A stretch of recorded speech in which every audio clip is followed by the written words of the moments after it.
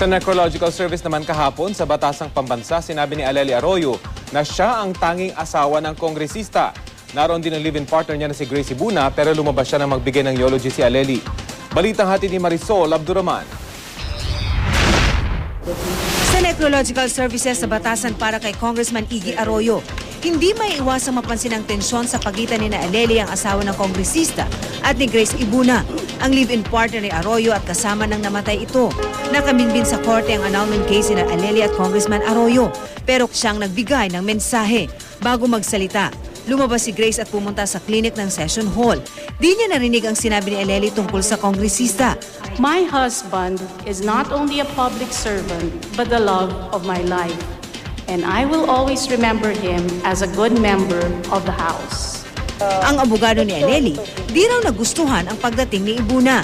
Hindi raw kasi nito nirespeto ang pamilya ni Aleli. Aleli did not go to the airport when the body arrived, out of respect for her.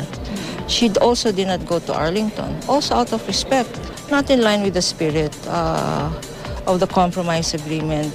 There was some disrespect there.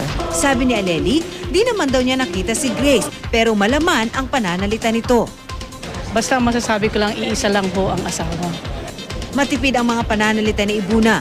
Di ito sumagot sa mga pahayag ng kampo ni Aleli. Pero kung si Aleli kalmado, ang mga anak sa unang asawang si Marian Jacinto, hindi na napigil ang maiyak.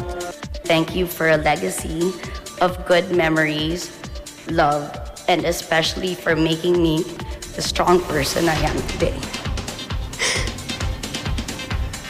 Dad, if I could follow in your footsteps, it would be the greatest achievement of my life.